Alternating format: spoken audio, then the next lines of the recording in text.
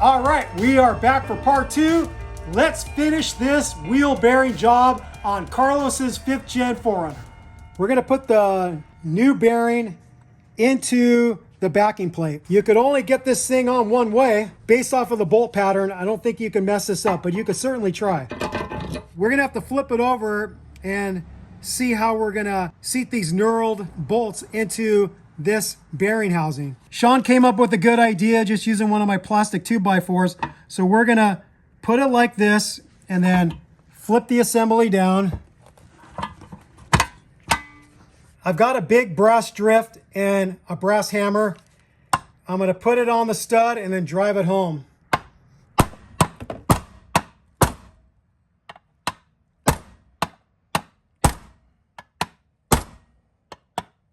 That looks fully seated. Now we got to do the other one.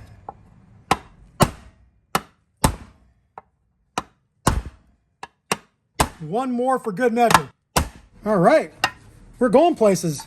For this job, we're going the extra mile for you because these next steps we don't technically have to do because we're throwing this axle away because it's damaged. But to make this video more complete and to showcase the awesome adapter that Dwayne made for this job, we're going to continue. We have to get the special tool that Dwayne made, slit underneath this race, and then use the other special service tool married to it, get it in the press, and pull this sucker off. There's a dust shield here that you could just push down and get that out of your way.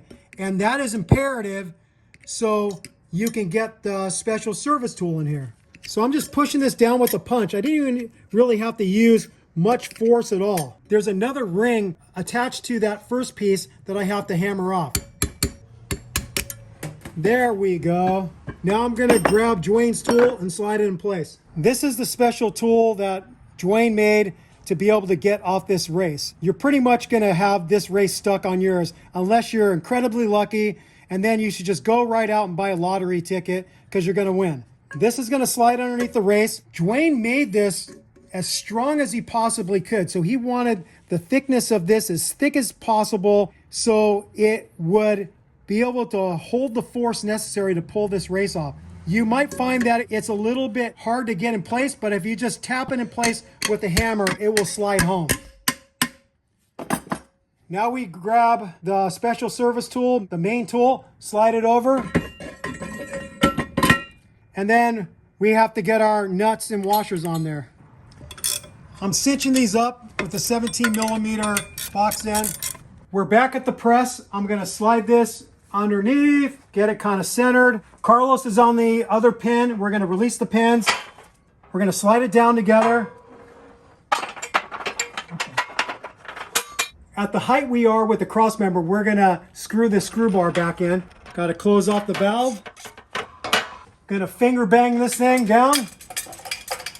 Okay, we've got contact. When I've seen this happen with other applications, like doing front wheel bearings on FJ Cruiser or GX470, and the inner race of that double race bearing gets stuck onto the shaft, I use heat to help facilitate the removal of the bearing race. You heat it up with a butane torch, and as the metal expands, it makes it easier to pull it off. We're gonna try not using any heat and see where we get. If I feel this thing loading way up and I start to cringe like we're gonna break the tool, then I'm gonna back off and I am gonna get my butane torch out.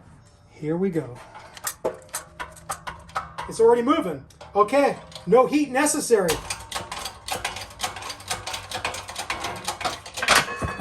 Raise this together. Grab that. I'll go all the way to the highest pin.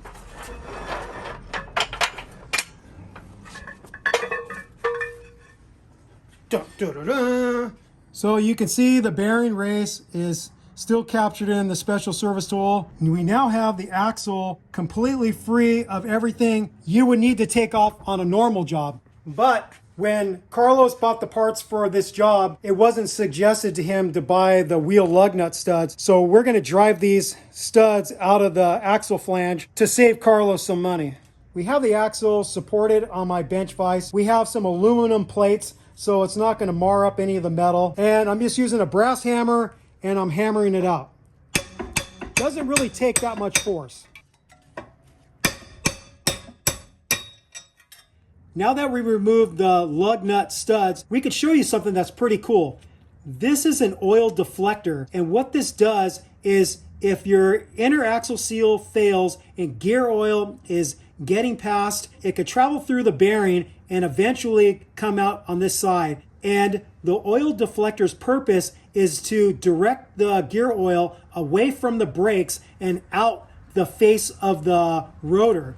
If I take this off, you'll see that it's got a dimple here, and that dimple aligns with this hole, and this hole in the axle flange face aligns with another hole in the brake rotor, and so that's how it's able to direct gear oil away from the brakes and outside towards the rim of the wheel. For this job, Carlos got a new oil deflector and a new oil deflector gasket. The gasket goes on first.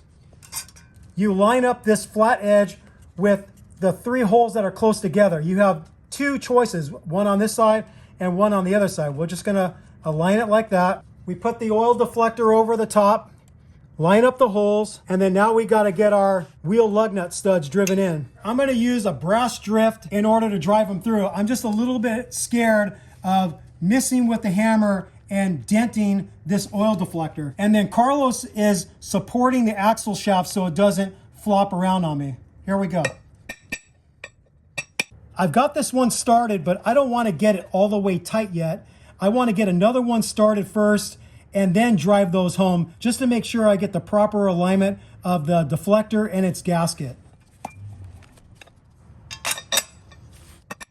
You get the idea. We're going to do the same with the other 5. To prepare the pressing surfaces, I use some Redline CV2 wheel bearing grease. It's really good stuff. I put it on the axle shaft where the bearing's going to be sliding onto, and then I also put some on the inner races. It's going to slide over like this. We're going to put a new one of these washers in. It goes in between the retainer and the bearing face. One side of the washer is dished out. It's concave. And then the other side of it is convex, and it protrudes out from the center line. When you put this on, you want the convex or the side that protrudes up facing up. And then we're going to slide over a new retainer, and the bevel faces up. It faces towards the axle seal inside the axle housing. If you were trying to save money on parts and you were thinking, well, I pulled this off, why can't I reuse it? There's 2 reasons that you don't want to. Number 1, you see this shiny line right here? That's called a witness mark. That's where the rubber seal was riding on there for thousands and thousands of miles. That rubber seal over time could actually take away metal and leave just the slightest groove. I could feel it with this little pointer tool. If you reuse it and the new seal is going to be riding right in that old spot again, there's a chance that you can get a leak because this is worn down too far to get a really good mating of the rubber seal with this retainer. The second reason you'd want to replace this is when you pull this part off, there's a little metal that goes with it, and it leaves these striations in there, and those grooves or striations could be a pathway of gear oil to get past the seal. So you have to envision there's the axle seal inside the housing. This retainer that's pressed onto the axle slides through the seal and it makes a leak-proof seal. You can get gear oil leaking past the seal to retainer connection, but you can also get gear oil leaking through the retainer to axle shaft connection. And so that's the 2 reasons why you don't want to reuse the old retainer. Use a new one. Here's the setup for the special tool. We have the main tool in the crossbar. We have this adapter with the 2 pieces of metal that are joined together. This is just a nice alignment for this main sleeve that we're going to be using to press against. So we slide that in, and then we have this washer that we put on top. Now we have to get the axle shaft, slide it in, and then we're going to have to, as a team, raise the assembly up, get it closer to the press. So now Carlos and I are going to work together and start lifting this. I think we have to go this one right here. Go down. we're going to grab our 4" by 4" square plate. Remember at the beginning of the video, I did say Dwayne has come up with a round one for this application. So put it right in between there. We're going to pull down on this, and then Carlos is going to spin the screw bar out a little bit. When you get the press all set up and you get everything lined up, make sure you just do a nice double check of everything underneath. The adapter here, take a look at the position of the washer that's in between the retainer and the bearing. Just try to get it as aligned as possible so things don't have to shift majorly to get alignment with the axle shaft. So we've got it all set up, and now we're gonna press this sucker in. We're gonna press until we get significant resistance. We fill the press load up and we're no longer getting any downward movement of the axle through the bearing.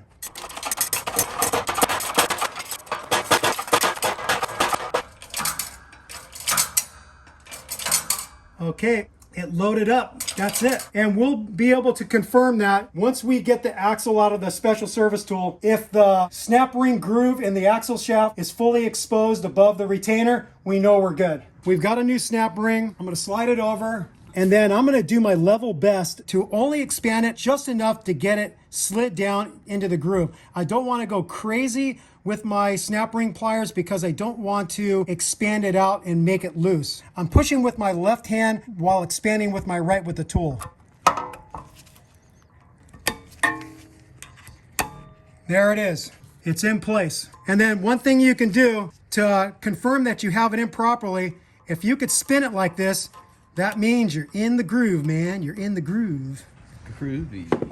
We're ready to put the new axle seal in. I always like using grease to facilitate parts going together. So I'm going to put a little wheel bearing grease in here. On this topic, sometimes people can't figure out why their axle seals continue to leak. And you have to understand that this seal connection with the axle housing is a metal to metal seal. And some people have discovered that gear oil was getting past that connection. So what they did is they put a little bit of the red Toyota FIPG, the 1281, and then they drive the seal in there to take out any chance that gear oil is getting past the seal connection with the housing. We're not worried about that for this job, so we're just going to install it as is. I've got a seal driver for my bearing and race seal driver set from OTC. I chose the biggest one possible that will fit inside the bore of the axle housing, but not be so big that it strikes it and gets stuck. When you're driving these in, I suggest you keep the tool pressed against equally the whole face of the seal. If you lift up one edge,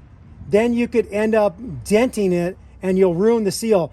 So whatever happens, even if it starts to drive in crooked, keep this face square with the full face of the seal and just keep on hammering. And if it starts going in crooked, it'll correct and then drive in all the way. There's a shoulder back there, and we're going to drive the seal fully in till it contacts the shoulder.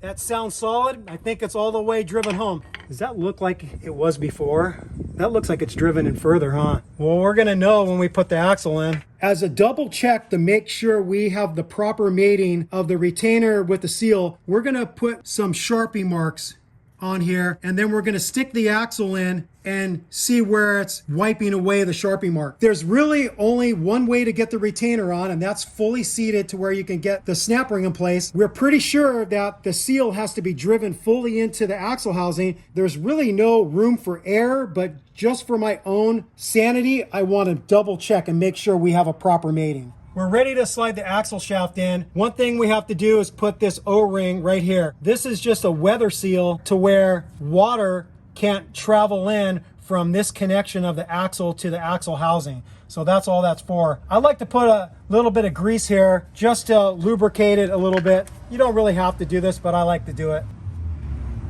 When sliding the axle shaft in, I like to get in this orientation, and I'll put my knee up to support my arm. What you don't want to do is just be leaning the weight of the axle shaft on the seal. So I'm going to be supporting it as it's sliding through.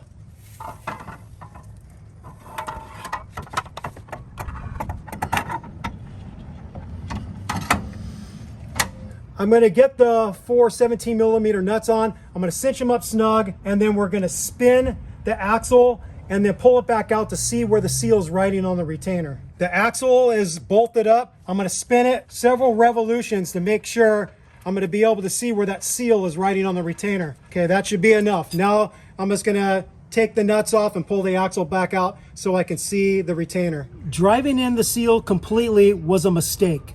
Right now, the seal is barely riding on the edge of the bevel.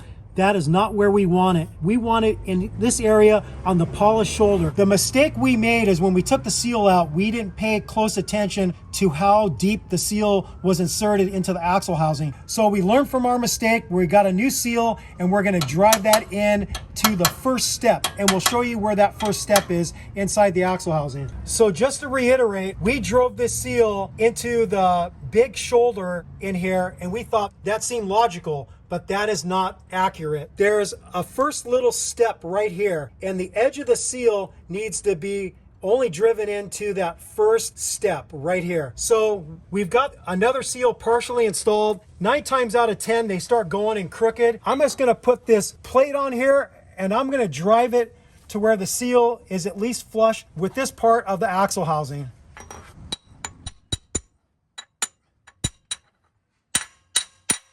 Okay, we've got it in that far, but we still have a little ways to go to drive the seal in. Now I'm gonna change over to one of the seal driver pucks and then do my level best to only drive it in that far. We do have this seal driver and we test fitted it. It's not perfect, but it won't drive into the inner bore.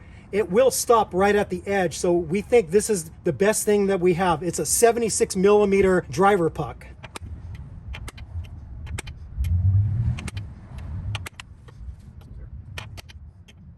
Looks like a little bit more, huh? But it looks like that's probably good, huh? For the final driving in, Sean had a good idea. We can use this brass drift to where we're gonna capture with the edge of the drift onto the shoulder, and it's also gonna overlap onto the seal. So as soon as it contacts the shoulder, I'll stop hitting.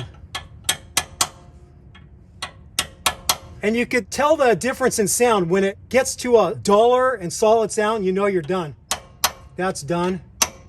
That's done. I think that's it. So we have the seal driven in equal to this first step right here. And the seal is not all the way bottomed out. That was a mistake. So now we're gonna insert the axle in and we're gonna do the Sharpie test again. So here's the bevel, and this is where it was originally riding. Now it's riding right about there. You can just barely see where the seal wiped away the Sharpie mark. That seal is a really sharp seal, so it just makes a tiny little line, but it's basically down about right there to the tip of my pointer tool.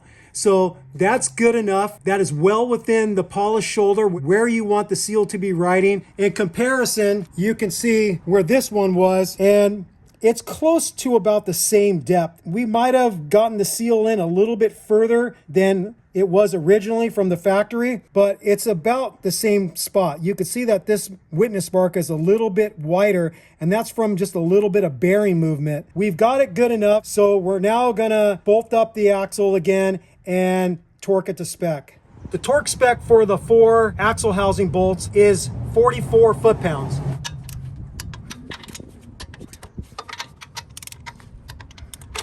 We're gonna get the parking brake cable back through the backing plate. So I gotta just tweak this thing.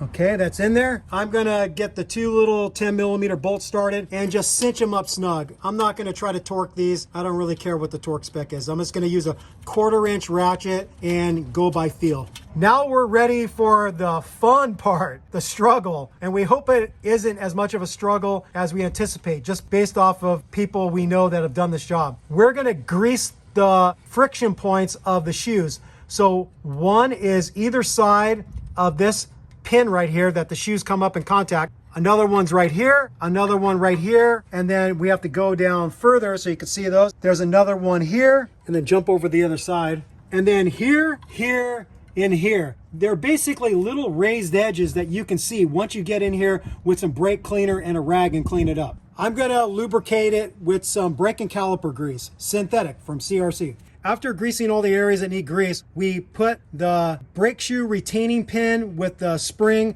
and the plates onto each pin. Remember, this one that goes towards the front is a straight pin. The back pin is that one that has all the bends in it. We're gonna reattach the parking brake cable. I'm gonna use my needle nose pliers. I'm gonna pull the spring back and then fit that in there. There it is.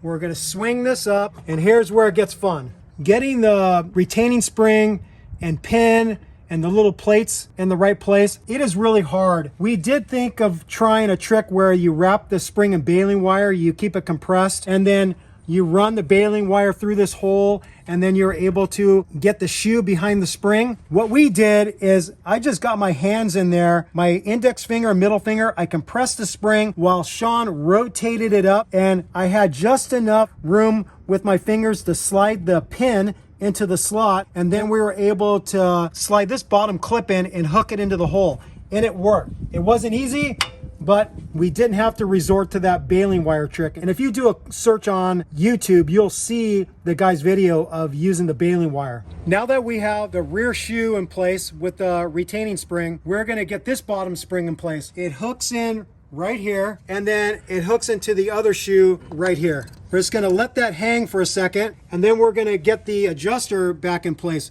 So remember, the removable side faces forward. So I slid it onto the rear shoe. Okay, I got it in place. Gonna rest it right there. Now here comes another hard part. I'm gonna compress the spring and see if I can get the shoe in there. You can't have big fingers.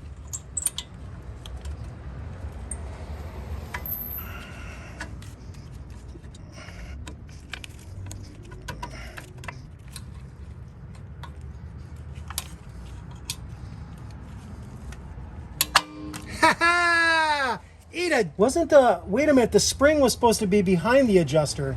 So I ended up making a mistake on getting that bottom spring in. It's supposed to hook behind the shoes closest to the brake dust shield and not on the front side of the shoe, closest to the wheel. So before you rotate the rear shoe into position and you fight getting that retaining spring connected to the shoe, I would hook that bottom spring on the back side of the rear shoe. And then once you got the rear shoe properly affixed with the hold down spring, then you get your front shoe, you hook the spring on the back side of the front shoe, and then you fit the star adjuster in between the rear and front shoe, and then you rotate the front shoe into position, and then once again fight that retaining spring and get the front shoe properly affixed to the brake dust shield. What I had to do to fix this thing is I had to really fight to get in there to get that spring in behind the shoe. It wasn't easy, but I was able to do it. So don't make your life harder. Do what I said and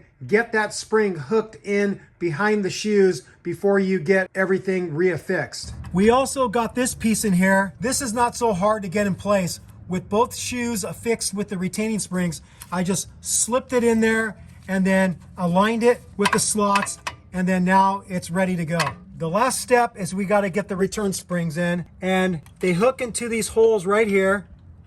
And then what I'm going to do is I'm going to use a big flat blade screwdriver and try to lever it over the top. So Carlos is holding the brake shoes towards the center line. I've got a flat blade screwdriver hooked over the pin, and I'm going to slide it up. Got that spring in. Now we have to do the same with the rear spring.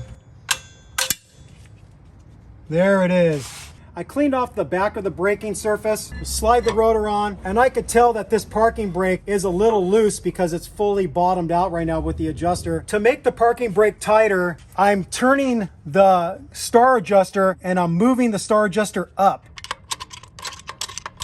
Let's see what that gets me. See, that's hanging up a little bit. Yeah, that's perfect. Maybe a little bit more. Basically, you don't want to be able to pull it off, I think, is really the key. Okay, I think that's about where it was at. I think that's good, huh? We got the disc brake mounting bracket that houses the two brake pads back onto the vehicle and attached with the two 17mm bolts. The torque spec for these bolts is 74 foot-pounds.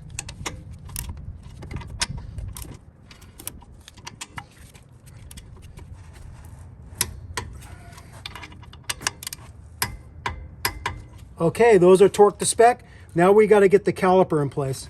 I'm going to slide the caliper over. I got to make sure I don't mess up these rubber boots. I greased up the caliper pins and I'm going to slide those in. Just going to cinch them up with my ratchet and then torque those to 66 foot-pounds. Okay, they're both torqued to 66 foot-pounds. Now we have to reattach our brake line. I've got the line slid into the bracket. Get the retaining clip in there, pop this in place. Now we got to get this cap off. Oh, come on, man.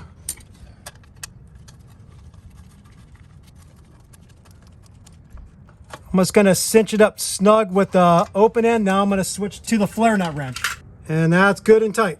We're going to get the drain plug back into the rear differential so we can start filling the gear oil. You'll want to use a fresh crush washer. If you reuse the old washer, you might get a leak, so it's not worth it. And in regards to the orientation of the crush washer, it has a round side and a flat side. The round side goes towards the differential, the flat side goes towards the head of the bolt.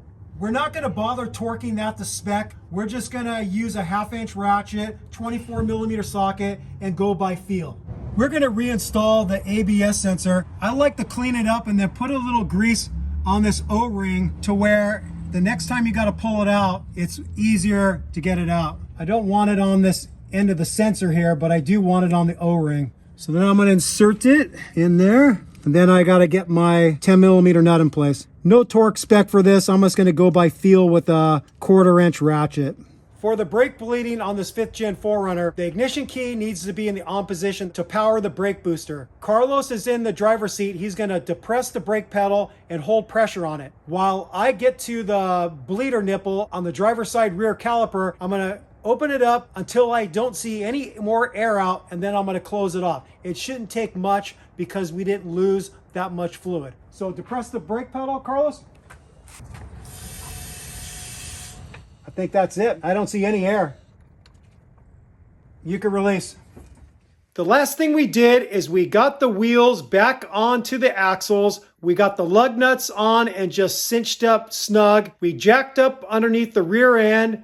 We got the jack stands out of the way. We lowered the vehicle to the ground, and then we broke out our big torque wrench and we torqued the wheel lug nuts to 85 foot-pounds. Then Carlos went and took it for a test drive just to make sure the brakes were working properly. And he also noticed that the rotational noise he was hearing that brought up this whole repair is now gone. The repair was a success. All right, we are all done with this job. The three amigos were successful. Yay! And we're drinking non-alcoholic beer to celebrate.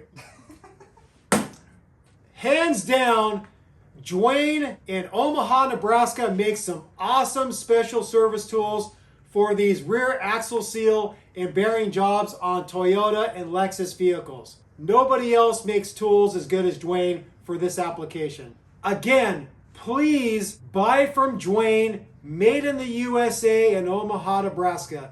Do not reward the rip-off copies of Dwayne's tools that you'll find on eBay and Amazon. We will provide Dwayne's email address so you can contact him directly to save a little money. But if you don't feel comfortable with that, we'll also provide a link to his eBay store and you can buy the tool set you need. If you have any questions at all, send Dwayne an email and he'll make sure you get the right adapters for your application. What were the major hangups of this job? Number one, that parking brake design for these 5th Gen 4Runners and 4th Gen 4Runners and FJ Cruisers and 2nd and 3rd generation Tacomas. Basically, any Toyota or Lexus vehicle that has rear disc brakes, they have a brake shoe parking brake, and it's just hard to get in there with tools or your hands to get the parking brake disassembled and then to be able to get in there to reassemble it. We tried to show you most of what we figured out would be the best way to go about it, but just know it's going to be a little bit of struggle. If you get frustrated, go bang your head up against a brick wall and come back and get going back on the job. But it's frustrating. The other big thing that we learned is that axle seal has to be driven into the first little step. If you drive it in fully to the shoulder inside the axle housing, that is way too deep, and you're not going to get a proper connection of the retainer with the seal, and then you're going to get a leak, and gear oil is going to get past that seal, get into the bearing and mess up the bearing, and then eventually get into the brakes. Hopefully, and I know a guy that makes nice special tools for applications like this. His name is Joey, who owns Wits End. I'm going to challenge him to make a special seal driver for this application, so it's going to be way more straightforward to driving in that axle seal in the future for you. With all that said, we thank you for watching Toyota Time with Timmy the Toolman and Sean, and special guest Carlos, also known as Bubba Boy. Bubba Boy. Peace out, happy ranching, sick mods, and sick rear axle seal bearing jobs on the newer Toyota and Lexus models with disc brakes. Bye-bye.